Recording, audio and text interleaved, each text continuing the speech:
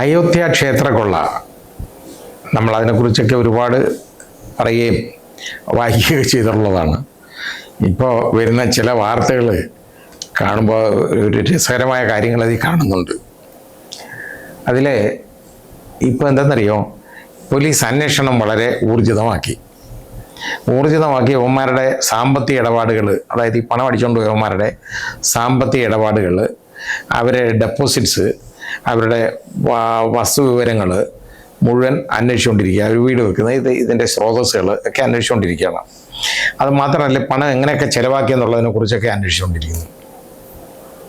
അത് വന്നപ്പോഴത്തേക്ക് ചെയ്തത് എന്തോന്നറിയോ, ഇന്ന് ഒരൊറ്റയടിക്ക് 23 രാജിവെച്ചത്. അതായത് ഈ പണം തിട്ടപ്പെടുത്താൻ ഭണ്ഡാരങ്ങളിലെ പണം എണ്ണിക്കെട്ടി തിട്ടപ്പെടുത്തി ബാങ്കിൽ കൊടുക്കാനുള്ള ജോലിക്കാണ് ഇവന്മാരെയൊക്കെ നിയമിച്ചേക്കുന്നത്. അതിനൊക്കെ ഇപ്പോൾ പല കാരണങ്ങൾ പറഞ്ഞുകൊണ്ട് അവിടെ ഒരു പ്രകടനമൊക്കെ ഇന്നലെ നടത്തി. കാരണം ഇപ്പോൾ 2 ഷിഫ്റ്റുകളുണ്ടായിരുന്നു, അതിപ്പോൾ ഒറ്റ ഷിഫ്റ്റാക്കി. ഈ എന്തൊരു കഷ്ടമെന്നോ ആലോചിച്ച് നോക്കിക്കോളൂ.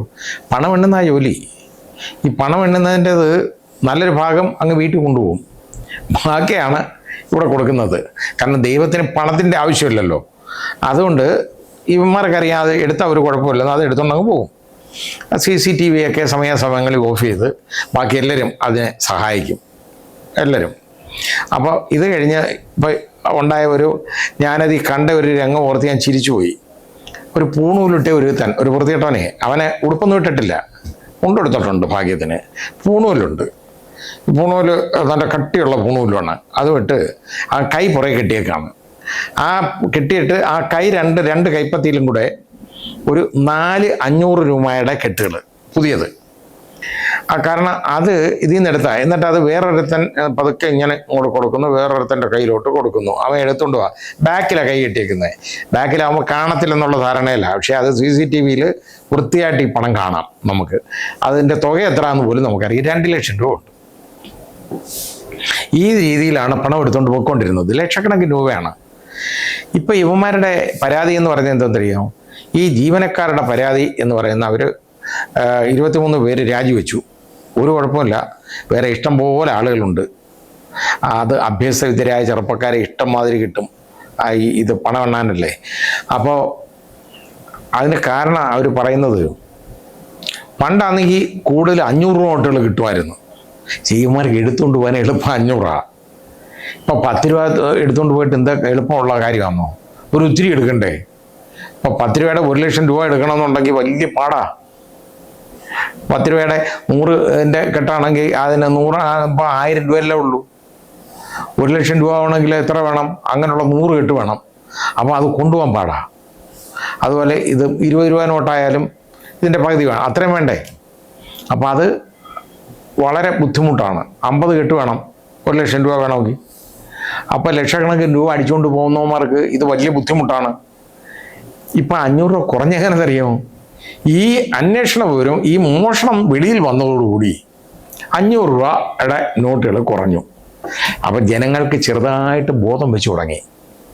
കാരണം ശ്രീരാമ ഭഗവാന് ഈ 500 രൂപ നോട്ട് കൊടുക്കേണ്ട കാര്യമില്ല, അതിന് പകരം 10 രൂപയോ 20 രൂപയോ കൊടുത്താൽ മതി എന്നുള്ള ഒരു ബോധം ആളുകൾക്ക് വന്നു തുടങ്ങിയിട്ടുണ്ട്.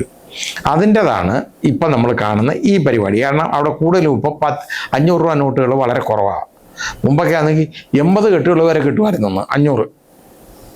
ഇപ്പോൾ എന്ന് എന്നാ അറിയാമോ, അത് വന്നാൽ അവർ 10 ഒക്കെ കെട്ടേ ഉള്ളെന്ന്. എന്നാലും മോശമല്ല, വരുമല്ലോ, അത്രയും കിട്ടുമല്ലോ, അതേ ഉള്ളൂ. അപ്പോൾ 500 എണ്ണി കെട്ടാനായിട്ട് എളുപ്പമാണ്.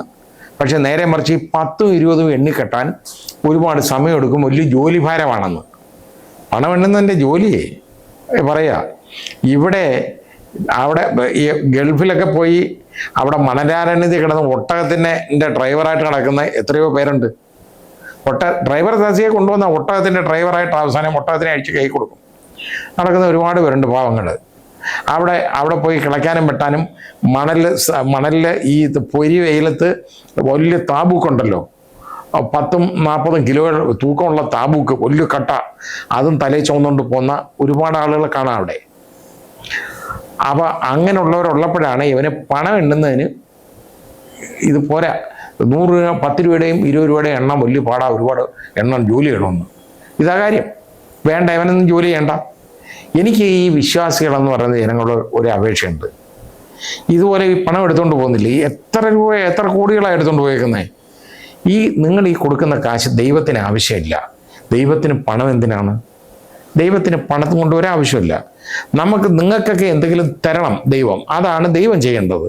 അല്ലാതെ ദൈവത്തിന് നിങ്ങൾ പണം കൊടുത്ത് ചെലവിന് കൊടുക്കേണ്ട കാര്യമില്ല. ദൈവത്തിന് അതിൻ്റെ ആവശ്യമില്ല. അതാദ്യം മനസ്സിലാക്കുക നിങ്ങൾ. എന്നിട്ട് ദൈവത്തിന് നിങ്ങൾക്ക് നിർബന്ധമായിട്ടും അവിടെ കാണിക്കായിട്ട് എന്തെങ്കിലും കൊടുക്കണം എന്നുണ്ടെങ്കിൽ എന്തെന്നറിയാം, വളരെ എളുപ്പമുള്ള ഒരു കാര്യം ഞാൻ പറഞ്ഞ, 1 രൂപയുടെ നാണയം ഉണ്ടല്ലോ, 1 രൂപ തുണ്ട് നാണയം, അതും കൊടുത്തേക്കണം. എല്ലാം തീരുമതി. ദൈവത്തിന് നിങ്ങൾ 10,000 അല്ലെ 50,000 രൂപ കൊടുത്താലും 500ൻ്റെ ഒരു ഘട്ടം എന്ന് പറഞ്ഞാൽ 50,000 രൂപയാണ്. അങ്ങനെ പുതിയ നോട്ടുകളാണ് ഈ പൂണൂലിട്ടവൻ്റെ കൈ ഇരുന്നത് മുഴുവൻ 4 കെട്ടും. അത് കെട്ടായിട്ട് എടുത്ത് ആളുകൾ കൊടുക്കാറുണ്ട്, അവിടെ കാണിക്ക കൊടുക്കുന്നതാണ്. ആ പണമാണിത്. പിന്നെ ഇത് മാത്രം, ഇതൊന്നും അല്ലല്ലോ. വസ്തു വാങ്ങിയതിലെ തട്ടിപ്പ് പോട്ടെ, ഇത് കൂടാതെ ഇപ്പോൾ രസീത് ബുക്ക് പിടിച്ചേക്കുന്നു ഓരോരുത്തന്മാരുടെ കയ്യിൽ നിന്ന്. വ്യാജ രസീത് ബുക്ക്. അതായത് അയോധ്യ ശ്രീരാമ ഭൂമി ക്ഷേത്ര ട്രസ്റ്റ്, ആ ട്രസ്റ്റിൻ്റെ അതേപോലെ ഉള്ള ഇമിറ്റേറ്റ് ചെയ്ത് അടിച്ചേക്കുന്ന രസീത് ബുക്കുകൾ. അതിൽ നിന്ന് ഒരുപാട് രസീത് ചിലവായിട്ടുണ്ടെന്ന് എന്ന് പറഞ്ഞാൽ എന്താണെന്നറിയോ, സംഭാവന കൊടുക്കുന്നത് അങ്ങ് സ്വീകരിക്കും. അപ്പോൾ പിന്നെ ഇത് കണക്കി വരണ്ടല്ലോ. കാരണം ഈ രസീത് വ്യാജ രസീതല്ലേ. മറ്റേതുമായിട്ട് വ്യാജ രസീതുകൾ അടിച്ച് അതേപോലെ അതിൽ നിന്ന് എടുത്തിട്ടുണ്ട്.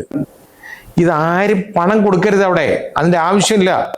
നിങ്ങൾ ഒരു ക്ഷേത്രത്തിലും പള്ളിയിലും ഒന്നും നിങ്ങൾ പണം കൊടുക്കരുത്. കൊടുക്കുന്നെങ്കിൽ 1 രൂപ തൊട്ട് കൊടുത്തോളൂ. ഞാൻ ഈ പറഞ്ഞ മാതിരി നിങ്ങൾ കാണിക്കിടുന്നെങ്കിൽ അങ്ങിട്ടേക്കണം, ഒരു പ്രശ്നവുമില്ല. ആ 1 രൂപ തൊട്ടല്ല പോകുന്നുള്ളൂ. അല്ല 1 രൂപ തൊട്ട് കിട്ടിയില്ലെങ്കിൽ 2 രൂപ ആയിക്കോട്ടെ, അല്ലെ 5 രൂപ ആയിക്കോട്ടെ. ഒരു കാരണവശാലും അതിൽ കൂടുതൽ കൊടുക്കരുത്. ഈ 10 രൂപ എന്ന് പറയുന്നത് തന്നെ കൂടുതലാണ്. ഇതൊക്കെ കൊണ്ടുപോയി തിന്നാനുള്ള പണമാണ്, അല്ല ദൈവത്തിനുള്ളതല്ല എന്ന് നിങ്ങൾ മനസ്സിലാക്കണം. ഇപ്പം ഏതായാലും ഇത്രയും അവിടെ ഒരു വലിയ പ്രശ്നം നടക്കുകയാണ്. വരുമാനം കുറയുന്നു. യുവമാർക്കാ സങ്കടം.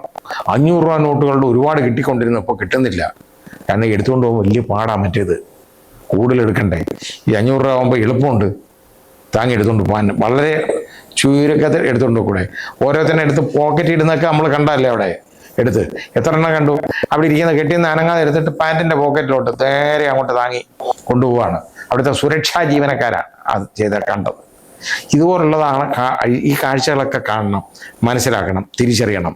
ഈ കൊണ്ടുവന്ന പണം, കൊടുക്കുന്ന പണം ദൈവത്തിനുള്ളതല്ല, ഇതേപോലെ വൃത്തികെട്ടവന്മാർക്ക് കൊണ്ടുപോയി തിന്നാനുള്ളതാണ് എന്ന് നിങ്ങളൊന്ന് തിരിച്ചറിയണം.